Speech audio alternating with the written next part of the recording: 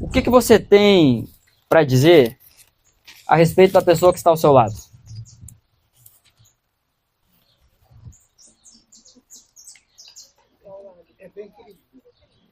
Depende, né, pastor?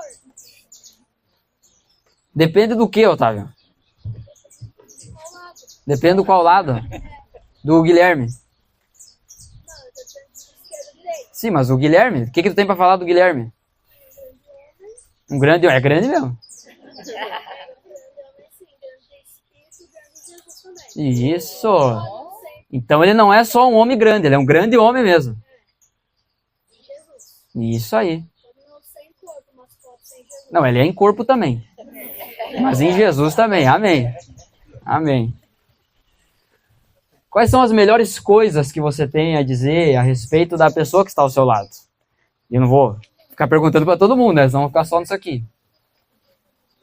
Quais são as piores coisas que você tem a dizer da pessoa que está ao seu lado? O nível de fidelidade no seu julgamento vai depender do seu relacionamento com ele. Com essa pessoa que está ao seu lado. O nível de verdade na sua impressão acerca da pessoa que está perto de você aí vai depender do tanto que você se relaciona com ela. Do tempo que você anda com ela. Do quanto você já riu com ela, do quanto você já chorou com ela. A verdade é que não tem como conhecermos alguém se não de fato estivermos com esse alguém. Não tem como conhecermos alguém se não gastarmos tempo com essa pessoa. Se não trabalharmos juntos com essas pessoas.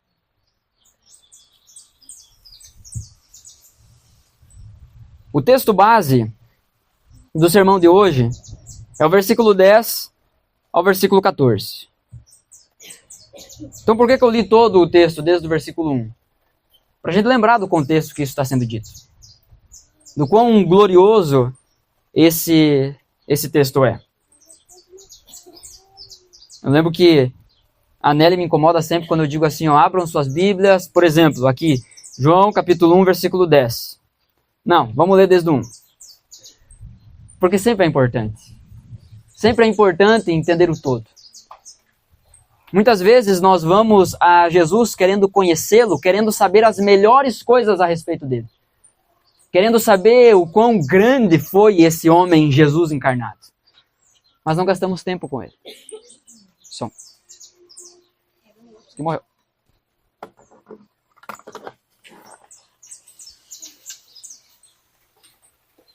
Então, é importante não irmos com pressa para os textos, é importante não irmos com pressa quando se trata de conhecer a Jesus. Essa não é uma pergunta que pode ser respondida em um sermão apenas. Tampouco essa é uma pergunta que pode ser respondida em 3 sermões.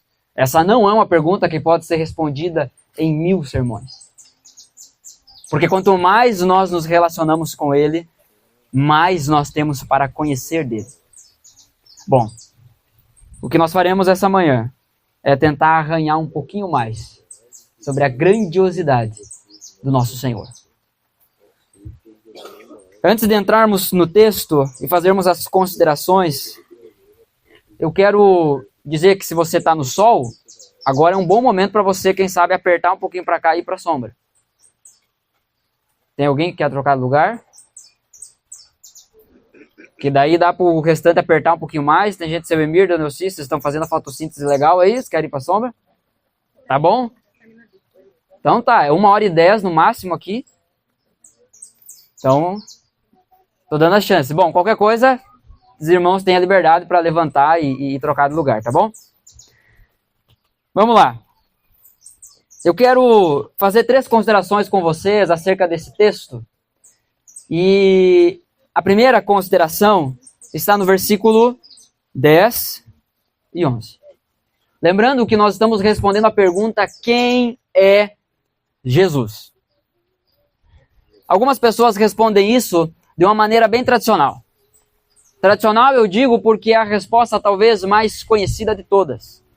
É uma resposta que ficou conhecida no meio da igreja porque é a declaração que fazemos na hora do batismo. Quando nos é questionado quem é Jesus, a gente responde: Jesus é o meu Senhor e Salvador. E isso é verdade. Com certeza é verdade. Contei para, não sei se foi aqui, aqui eu sei que não foi, mas não sei se foi de púlpito, foi num culto, ou foi num PG, mas eu comentei que algum tempo atrás eu estava conversando com um casal de amigos, estavam enfrentando dificuldades, e perguntei para um deles: quem é Jesus? Porque o casamento, a vida deles estava uma desgraça, porque a vida com Deus estava uma desgraça. E eu perguntei para ele: quem é Jesus para ti? Alguém que está há muito tempo na igreja. Aquele cara olhou para mim e disse assim, depois de 1 minuto ecoando aquele silêncio, ele disse: eu não sei responder. E talvez assim seja a nossa resposta. Mas como a gente é sem vergonha, a gente inventa uma resposta genérica, né? Como a gente não sabe responder, a gente inventa uma resposta genérica. A gente pega carona e diz o famoso: é a mesma coisa que ele disse ali. Eu concordo com o que o fulano falou. Ou a gente usa esses termos: meu Senhor, Salvador. Mas de fato, quem é Jesus? Do versículo 1 até o versículo 5, nós meditamos sobre Jesus ser o Deus pré-existente. Então a primeira resposta geral a respeito disso é: Jesus é Deus. Jesus é Deus. Ainda que muitas pessoas não consigam enxergar Jesus como Deus e ao longo da história até mesmo negaram a sua divindade, Jesus é Deus. E você precisa crer nisso. Você precisa olhar para Jesus e contemplar Deus. Ele é o Deus pré-existente. Ele é o Deus que existia antes das coisas. Antes de você nascer, ele já existia. Ele sempre existiu, ele sempre foi Deus. Dizer que Jesus é pré-existente é dizer que antes de você nascer, ele já existia, mas não somente isso, ele foi aquele que projetou, que desenhou o teu nascimento. Logo, a história do universo não é sobre nós, mas é sobre Jesus. Obrigado, João. Mas eu agora acho que eu consegui me ajeitar. Mas deixa aqui para garantir. Isso.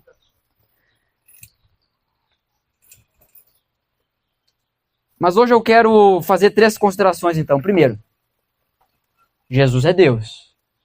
E ele é o Deus conosco. Não adianta nós termos um Deus que é um Deus distante. Não adianta termos um Deus que é um Deus que não se relaciona conosco. Que é um Deus que não nos toca, que não nos fere, que não mexe com a gente. Não adianta termos um Deus que vem a nós e muda quem somos. Porque se o Deus que temos é um Deus distante que apenas atende os nossos desejos, os anseios do nosso coração, nós não temos um Deus. Pelo menos não o Deus da Bíblia. Mas nós temos um ídolo. Um ídolo feito por nós. Que não é de gesso, não é de madeira, não é de bronze. Mas ele é um ídolo feito de vontade. A nossa vontade. Esse Deus que existia, esse Jesus que é Deus e existia desde sempre, ele veio e habitou entre nós. É isso que diz o verso 10. Veio ao mundo que ele criou. Você consegue perceber a grandiosidade dessa informação? Que o Deus que criou todas as coisas veio ao mundo que ele mesmo criou. Filipenses vai nos falar sobre o esvaziamento de Cristo. Filipenses capítulo 2. Ele era Deus, desde a eternidade, sempre foi, mas não pensou em si unicamente. Mas ele esvaziou-se.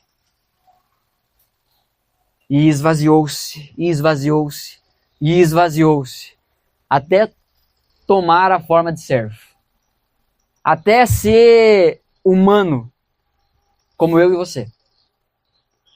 Muitas vezes nós cantamos e até mesmo falamos acerca de que a gente deseja se esvaziar da gente mesmo. Só que a questão é, nós vamos nos esvaziar do quê? Nós já somos vazios, por natureza.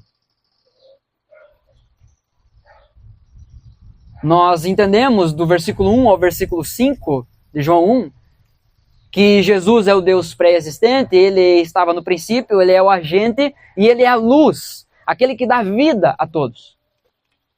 Aquilo que temos em nós é ele. É ele que nos deu vida. Não só vida material, não só vida em que nós conseguimos respirar, não só a vida natural por meio da qual nós sentimos fome, sede, calor, frio. Não só esse tipo de vida, mas a nova vida que há em Cristo. A gente precisa entender o quanto Jesus se esvaziou para se tornar como a gente.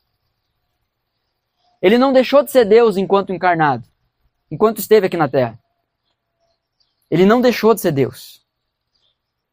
Mas ele decidiu, voluntariamente, não foi forçado a isso. Ele decidiu não usufruir dos seus atributos como Deus, enquanto encarnado. Ele se esvaziou e se tornou como a gente. Ele veio ser um conosco.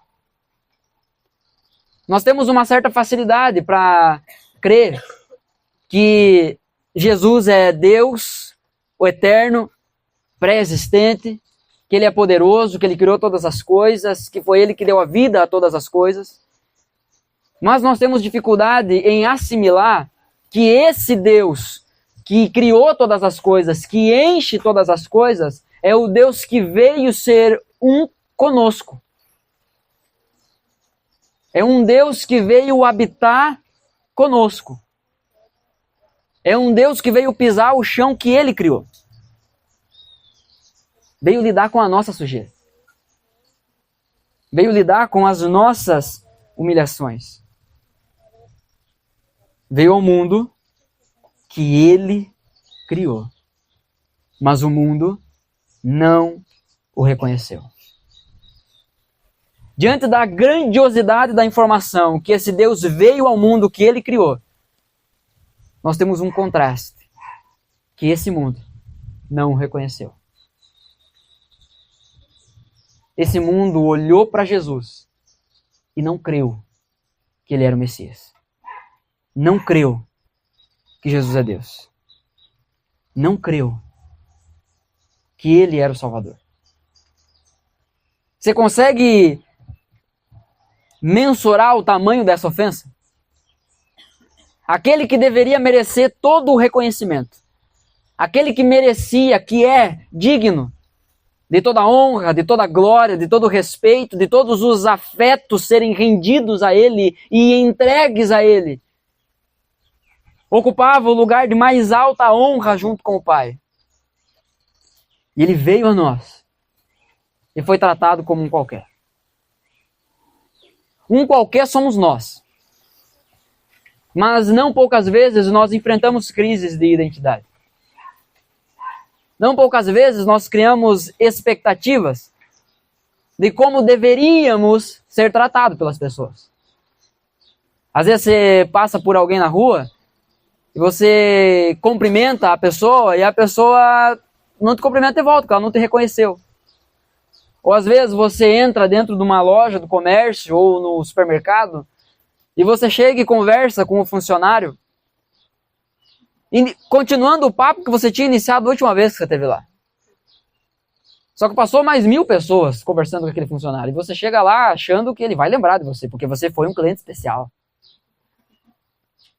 E daí você fala, não, que nem aquela vez, né, que aconteceu aquilo, e a pessoa diz, aham. E aí tu chega a uma constatação preciosa. Que você não é tão especial assim. Você é só mais um. O valor que temos está naquilo que Cristo Jesus colocou em nós. O valor que o ser humano tem não é o valor que ele próprio atribui a si, mas o valor que o ser humano tem está no fato de Deus, da eternidade, ter olhado para nós e ter vindo a nós. Decidido vir a nós. Decidido nos amar. Não porque éramos amáveis. Já estávamos vazios. O pecado tirou de nós qualquer valor. Mas Deus continua nos amando. Deixa eu colocar isso aqui de uma forma mais precisa, que é uma coisa que eu sempre digo, termos são importantes. O pecado tentou tirar de nós todo o valor. Mas Deus já tinha pronto o plano da redenção. Por isso que o pecado não conseguiu. Por isso que Deus continua olhando para a gente, mesmo com os nossos pecados, e nos olhando com amor. Por isso que Deus, na eternidade, decidiu que dentro de um ponto da história, Ele viria a nós. Ele veio ao mundo que Ele criou. O Evangelho de João, ele usa muitas vezes o termo mundo, a palavra mundo. Mas esse termo mundo tem diversos sentidos dentro do Evangelho de João. Quando o texto está falando que ele veio ao mundo, que ele criou, está falando sobre as coisas criadas. Mas quando ele fala sobre o mundo não o reconheceu, não está falando sobre as coisas criadas. Porque a natureza aponta para Jesus. A natureza louva a Deus. O mundo que não o reconheceu, somos nós. O mundo que não o reconheceu são as pessoas. São aqueles escravos da sua natureza pecaminosa. Veio, diz o versículo 11, a seu próprio povo e eles o rejeitaram. Jesus, para cumprir a profecia, para cumprir a promessa de Deus para o povo de Israel, que foi o povo que Deus escolheu para que por meio desse povo todas as nações conhecessem quem Deus é. Então Jesus veio como um judeu, primeiro para os judeus. E esses judeus que tinham a lei, que tinham a palavra, não creram que Jesus era Deus. Não creram que Jesus era o Filho de Deus. Por que isso é importante? Por que nós cantamos sobre isso? Por que é importante colocar essa informação numa música, por exemplo? Foi o que nós cantamos aqui. Junto ao poço estava eu. Quando um homem judeu. Porque Deus tinha um plano traçado. Nós rejeitamos a Deus. A gente olha para o povo de Israel e percebe tudo o que viveram nas histórias bíblicas e a gente olha e pensa assim, como eles puderam rejeitar a Deus? Bom, você já entendeu qual é a próxima pergunta, né? Como nós podemos rejeitar? Porque olha quanta coisa Ele tem feito por nós. Sabe qual é a maior delas? E eu não quero ser sensacionalista, apelão aqui. Mas sabe qual é a maior delas? Você está vivo. Porque o que Deus disse foi, se vocês pecarem, vocês vão morrer. Pergunta, quem já pecou?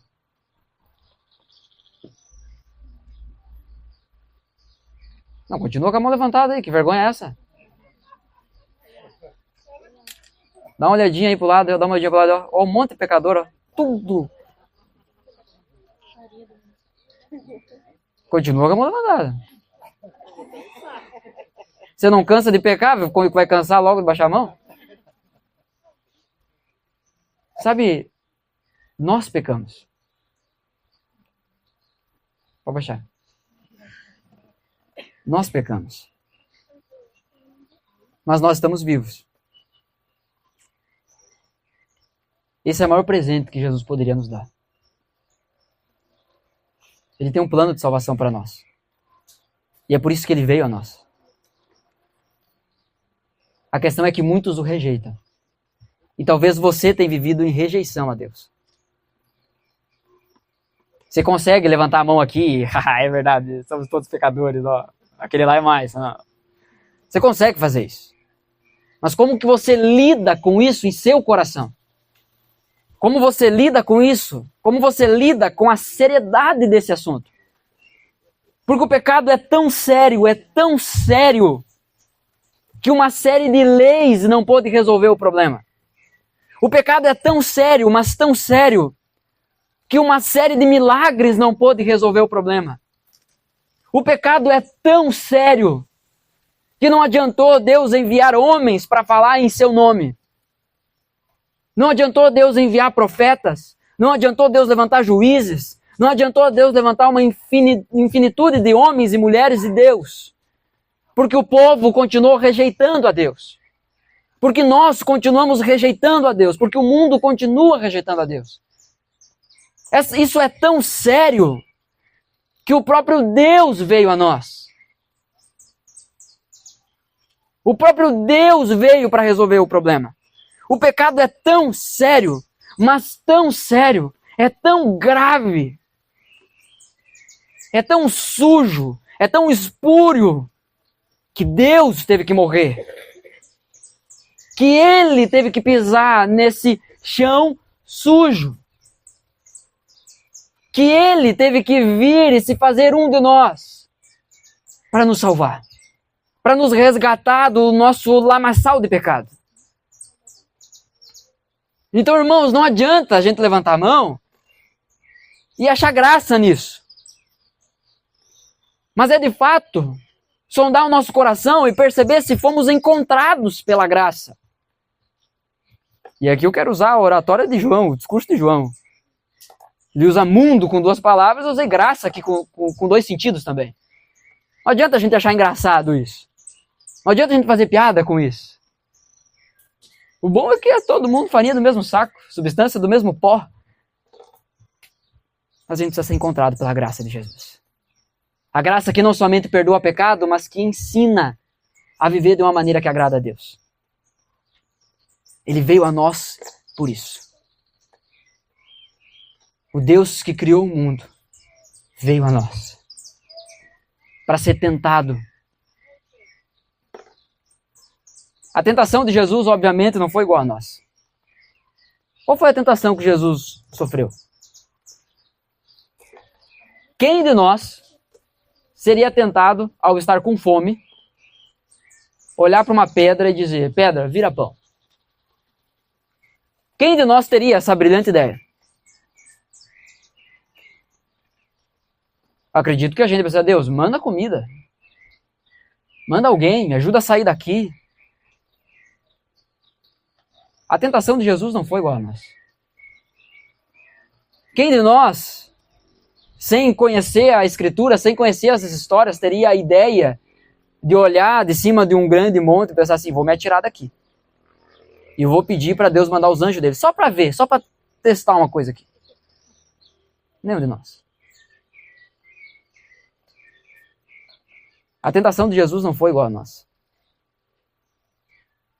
Jesus como homem, como Deus, mas como homem, verdadeiramente homem, foi tentado. Ele pisou nesse mundo, mas ele não veio a passeio, ele não pisou simplesmente para dizer: eu tô aqui, viu? Quem quiser vir, vem. Não. Ele disse: eu vim aqui. E eu vim para buscar aquele que está perdido. Então ele é tentado, ele sofre. Ele é tentado para que quando nós formos tentados, possamos responder às nossas tentações com a palavra de Deus, assim como Jesus fez. Esses dias, num encontro do que é real, uma criança me fez uma pergunta muito inteligente. Eu sei que ela é inteligente o suficiente para fazer uma pergunta dessa. Eu não sei se ela foi inteligente o suficiente para entender a resposta. Mas ela fez uma pergunta muito inteligente.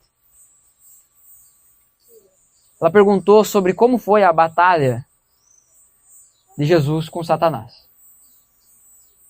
A minha resposta foi: nunca houve batalha. Tá ganho. Nunca houve batalha. Não teve nem para início. Jesus é Deus, Ele é vencedor, ponto. Dentro da história, nós encontramos um ponto específico na cruz, aonde publicamente, de acordo com os Colossenses, publicamente, Satanás, o pecado, é vencido. É crucificado com Cristo. Mas nunca houve batalha. Jesus venceu. Satanás que é teimoso, perseverante. Talvez muito mais do que nós. Mas ele é perseverante. A questão é, Jesus não veio simplesmente a passeio. Ele veio ao mundo que ele criou. Mas o mundo o rejeitou. De qual mundo você faz parte? Você faz parte do mundo que recebeu e creu em Jesus? Ou você faz parte do mundo que rejeitou Jesus? Que rejeita Jesus? Você olha para esse Jesus e pensa assim, tá, eu entendi, ele é um cara legal, é importante, mas não tanto assim. Nós temos 3 pessoas que vão cumprir hoje a ordenança do batismo dizendo isso. Eu creio em Jesus. E ele é uma parte importante da minha vida. Ou melhor, ele é a própria vida. Teríamos 4, né? O Dude ia estar aqui com a gente, mas ele pegou uma gripe feia e tá ruim em casa. Não foi nem trabalhar alguns dias nessa semana.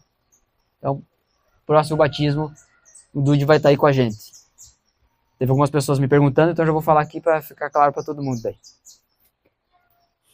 Mas a primeira coisa, quem é Jesus? Jesus é Deus, o Deus conosco. Em Isaías, capítulo 9, 700 anos antes, no versículo 1 e 2 de Isaías 9, nós temos uma profecia de que o povo que antes vivia em escuridão viu a luz. Ele veio a nós. Jesus é o cumprimento dessa profecia. Jesus é o Deus conosco. Jesus é o Deus que veio para estar perto de nós. Você crê que Jesus está aqui? Amém. Tem alguém que não crê? Não vai falar, né? Mas eu tenho certeza que tem alguém que não crê de verdade. Então aqueles que creem, quando é perguntado isso, você tem que falar com mais verdade, entendeu? Porque para aquele que não crê, pensar assim, opa, isso aqui é sério. Então vamos de novo. Puxa aí, Cristiano. Eu não sei se tu tá dormindo com os óculos escuros. Eu sei que não. Você crê que Jesus está aqui? Amém. Isso. Falei pro Cristiano puxar, quem puxou foi o André. Amém. Nós cremos que Jesus está aqui. Agora, deixa eu fazer a pergunta. Você crê que você está com ele? Sim. Eu creio, até por ali.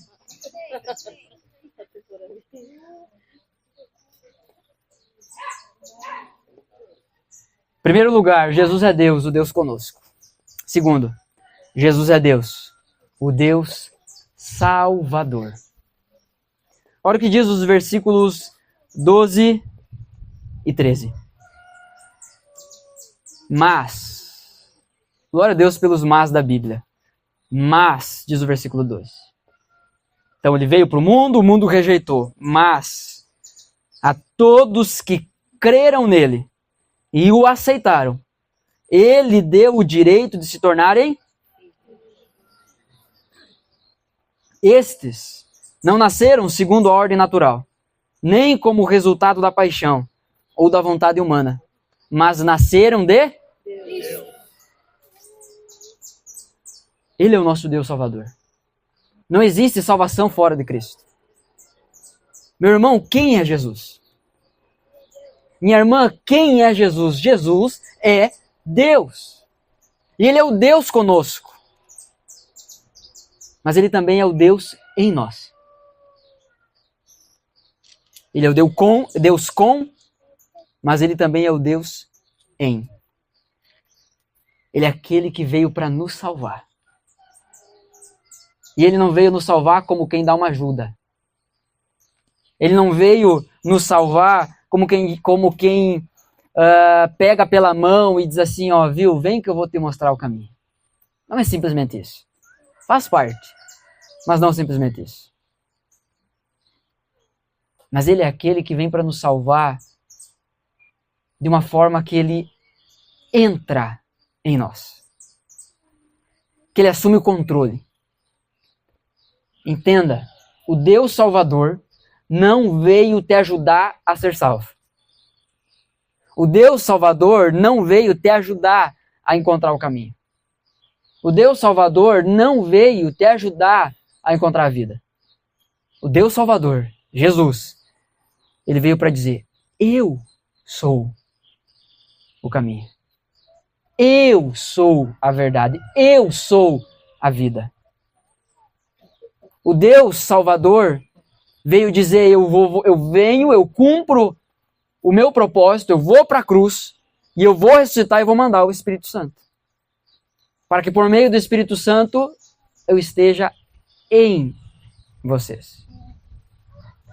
O propósito de Deus, irmãos, não é simplesmente que a gente creia que Deus está aqui, que Jesus está aqui. Que tem uma turma dos desviados que eles sempre falam isso. Já conheceu um desviado assim?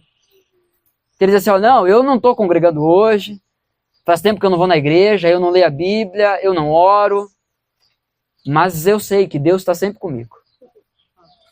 É verdade, Ele está sempre contigo. E estará por toda a eternidade. De um lado, nós teremos pessoas que desfrutarão da alegria, da paz, do amor dele por toda a eternidade. Do outro lado, teremos aqueles que experimentarão da sua ira santa e justa. Deus sempre vai estar com você. Não tem como fugir dele. Então, crer que Deus está sempre comigo não muda nada. O que nós precisamos crer é que Ele veio a nós. Ele pisou esse chão. Não apenas para estar conosco, mas para estar em nós. Por meio do Espírito Santo, nós temos o Pai e o Filho habitando em nós. O próprio Evangelho de João vai falar isso no capítulo 16. Aquele que me ama será amado pelo meu Pai, e o meu Pai se revelará a ele. Aquele que me ama obedece os meus mandamentos. E eu e o Pai viremos e faremos nele morada. Como que o Pai e o Filho, as pessoas da Trindade, fazem morada em nós? Por meio do Espírito Santo. O Espírito Santo é o ponto em que a Trindade se torna pessoal àquele que crê. O Espírito Santo veio para selar o nosso coração. Veio para colocar Deus em nós. Então, quando você pensar a respeito de Jesus na sua vida, não imagine Ele pegando você pela mão. Sabe, aquelas historinhas que a gente vê muitas vezes. Ai, Jesus me levando a mão. Aquela música, né? Vou olhar em teus olhos, né? Me gira no ar. Não é somente isso. Pode até fazer parte disso. Mas o que Jesus veio para fazer não foi para ajudar. Veio para fazer em seu lugar. Porque nenhum de nós conseguiria. Jesus em nós é Jesus vindo e dizendo assim, ó, deixa eu fazer. Eu não vou pegar tua mão e vou te levar. Não, eu vou tomar o controle. Eu vou tomar tanto o controle da tua vida ao ponto de eu ter que entrar em você. Essa é a ideia. Essa é a linguagem bíblica. Tu tá tão perdido, tá tão mal das pernas que assim, ó, tu vai ter que morrer e ressuscitar. É isso que vai ter que acontecer. Então Jesus não veio dar uma ajuda. Jesus veio para matar a gente. Para que então encontremos a vida verdadeira nele. Ele é o Deus conosco. Ele é o Deus Salvador.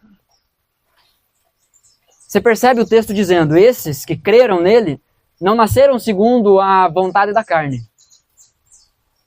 Não é uma vontade que nasce no seu coração do dia para a noite, não é uma vontade que nasce no seu coração por si só. Não é uma coisa que você pensa assim, quer saber? Vou tomar jeito na vida. Vou procurar uma igreja.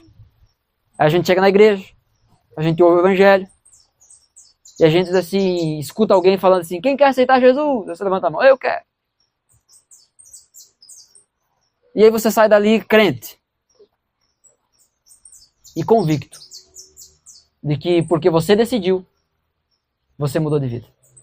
Porque você decidiu crer em Cristo, então agora você encontrou a vida.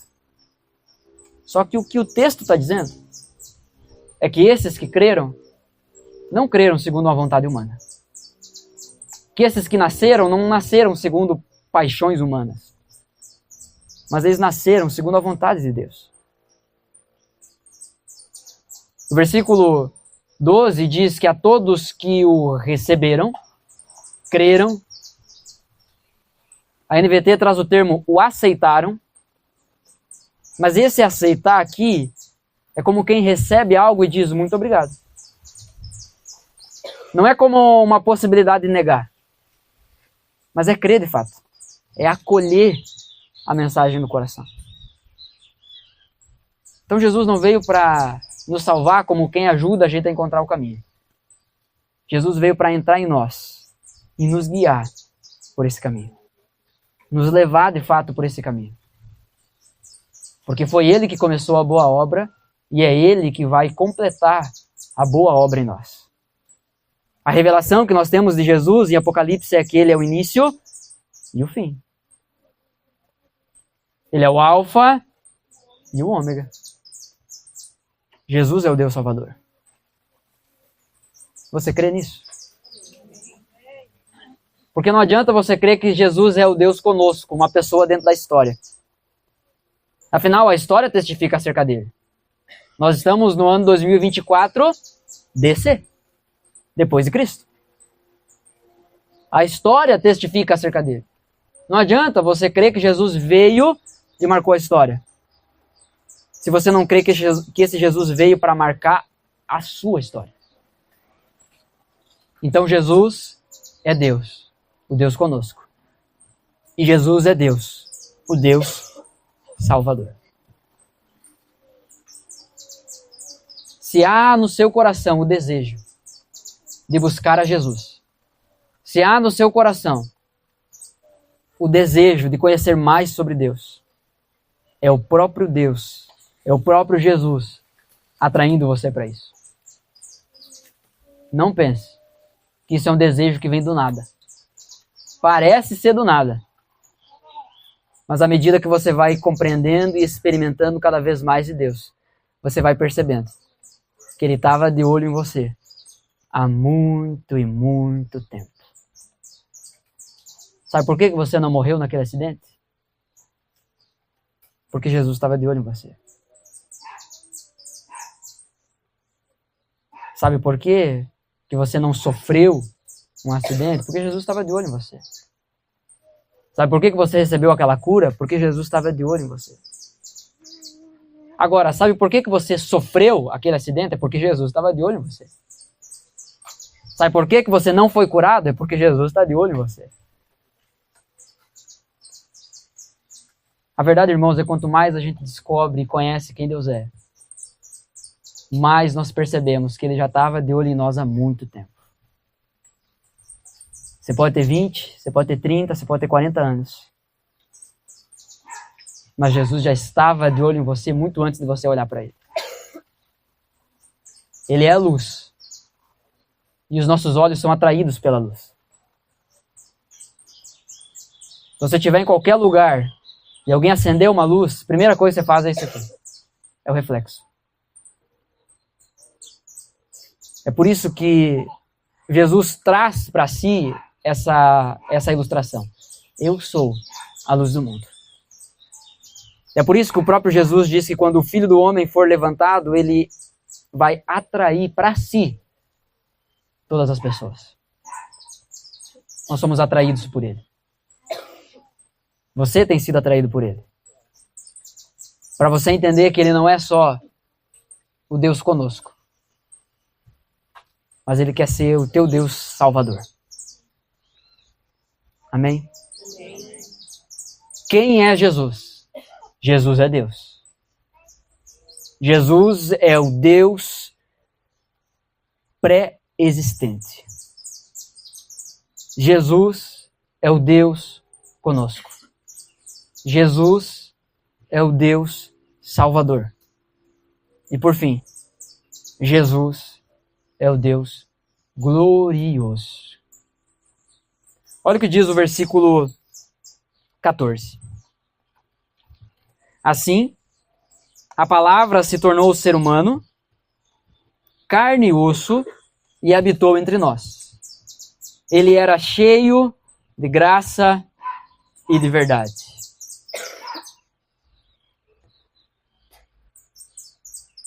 Nós temos dificuldades para sermos cheios de graça.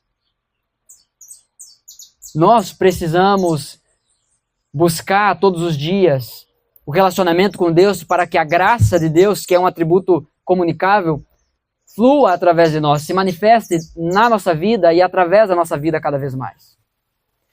Mas Jesus não. Jesus, cheio de graça.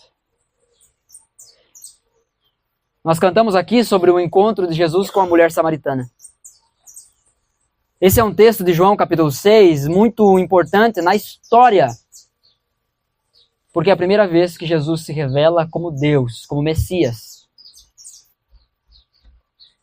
Publicamente, ele faz isso para uma samaritana. Para uma mulher que era vista com maus olhos na sociedade. E ela tinha feito por onde? Era uma pecadora. Assim como nós. Mas Jesus se apresenta a ela cheio de graça. Jesus se apresenta a ela como quem entende a dor dela. Jesus se apresenta a ela não como alguém que simplesmente vai guiar ela para fora daquilo. Mas ele se apresenta como quem veio para resolver o problema. Jesus não veio para guiar aquela mulher para um novo lugar. Porque a pergunta da mulher era: os samaritanos dizem que é aqui em Samaria que devemos adorar a Deus. Os judeus dizem que é no templo em Jerusalém. Aonde nós devemos ir? Jesus não veio pegar essa mulher pela mão e levar para a igreja certa. Jesus não veio pegar essa mulher e levar ela para o templo certo. Jesus olha para essa mulher e diz assim: chegou o momento onde os verdadeiros adoradores adorarão o Pai em espírito e em verdade. Não aqui, não lá, mas em espírito e em verdade. Jesus olha para a situação daquela mulher, toda enrolada nos seus relacionamentos, e redime a vida dela. Cheio de graça. Jesus come com os pecadores, Jesus cura, Jesus salva, Jesus restaura, Jesus dá uma nova direção de vida, cheio de graça.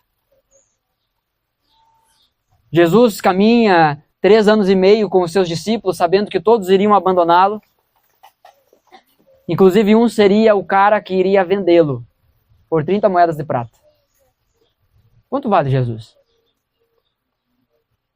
Quanto vale Jesus? Quanto vale aquele que criou o universo? Para Judas, 30 moedas de prata. E para você? Um tempinho mais no pecado? Nós vendemos Jesus também por tão menos. A gente não é capaz de vender Jesus por dinheiro porque as pessoas vão descobrir.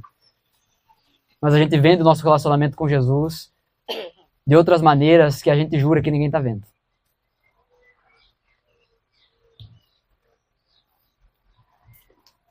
Cheio de graça e cheio de verdade. Que não adianta Jesus chegar dizendo assim, ó, viu, eu vou perdoar o teu pecado. Sendo que isso não era verdade. No momento em que os amigos daquele aleijado carregam a maca dele e tiram o telhado para largar a pessoa aos pés de Jesus, na frente de Jesus, aquelas pessoas, ao enxergarem aquele milagre, ficam apavoradas, admiradas, porque nunca tinham visto nada igual. Nunca tinham visto nada igual. Quando Jesus olha para aquele homem e diz assim: filho, seus pecados estão perdoados, os mestres da lei e os fariseus olham para aquilo e dizem assim: quem esse homem pensa que é? Só Deus pode perdoar pecados. Bom, ele é Deus. A isso Jesus pergunta: o que é mais fácil? Dizer para ele: filho, seus pecados estão perdoados, ou dizer: pegue sua maca, levanta e anda? Então vai, levanta e anda. Para que vocês saibam que o Filho do Homem tem poder para perdoar pecados. Então Jesus não tinha um discurso gracioso e mentiroso, mas ele era cheio de graça e verdade. Ele trazia a mensagem da salvação e era digno de confiança. Cheio de graça e cheio de verdade. E nisso nós podemos contemplar a glória do Pai. Nisso nós podemos perceber quem Deus é. Colossenses capítulo 1, o próprio texto aqui de João capítulo 1 vai falar que Jesus é Deus e em Jesus nós conhecemos o Pai. Hebreus capítulo 1 vai falar que ele é a exata expressão do ser de Deus. Então você quer conhecer quem é Deus? Olhe para Jesus. Ele é o Deus glorioso. Ele é aquele que veio a nós para nos salvar e manifestar a glória do Pai. Manifestar a glória de Deus entre nós. Então Jesus é o Deus conosco, Jesus é o Deus Salvador e Jesus é o Deus glorioso. O texto diz: e vimos a sua glória. E aqui João está falando em primeira pessoa, né? Como testemunha ocular. Vimos a sua glória. Nós vimos o que ele fez. Nós vimos que ele é Deus. Vimos a sua glória, a glória do Filho único do Pai. Você já viu essa glória em Jesus? Você consegue reconhecer a glória de Jesus? Reconhecer quem ele é? Rei, soberano? Talvez a gente olhe para isso e pense assim: bom, eu não vi pessoalmente. Eu não sou uma testemunha ocular como foi João e os outros apóstolos. Mas, quando Jesus conversa com Tomé, ele diz que bem-aventurados são aqueles que mesmo sem ver, creram. Porque nós temos uma revelação completa. Nós temos uma revelação que nos diz quem é Jesus. O próprio Jesus afirma ser isso. Algumas páginas à frente da sua Bíblia, no capítulo 5 de João, eu quero ler do versículo 19 até o 24.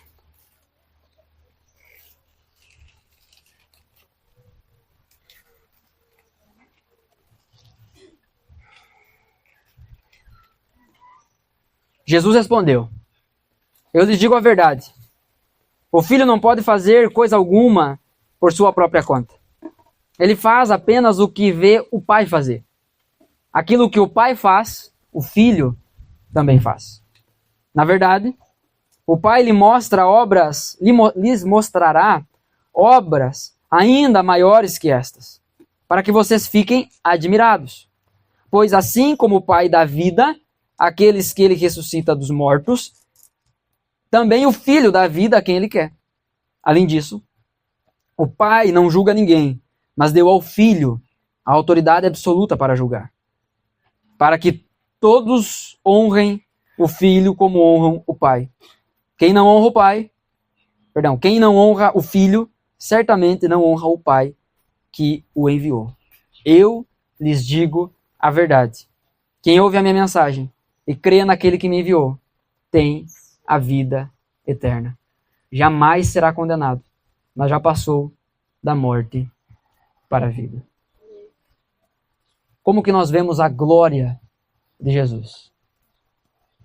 Não é simplesmente manifestação do seu poder. Nós vemos a glória de Jesus na manifestação da vontade do Pai. Nós vemos Jesus dizendo: o Filho não faz nada pela sua própria conta. Ele só faz aquilo que o Pai mandou. Jesus não veio ao mundo simplesmente para fazer milagre, simplesmente para mostrar poder. Jesus veio ao mundo para revelar a vontade do Pai. E é aí que está manifestada a verdadeira glória que Jesus veio mostrar a respeito de Deus. Ele é digno de toda a glória, porque ele veio a nós. Porque ele se tornou um conosco. Porque ele nos salvou. E fez isso de uma maneira conclusiva, permanente, para sempre. Porque Jesus está aqui dizendo, eu digo a vocês a verdade. Quem crê em mim já passou da morte para a vida. Jamais será condenado. Você crê nisso?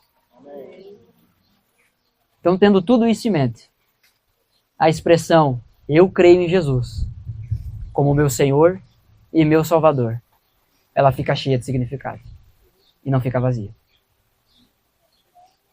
Nós devemos e podemos usar esses termos com certeza, mas tendo em mente o que tudo isso significa.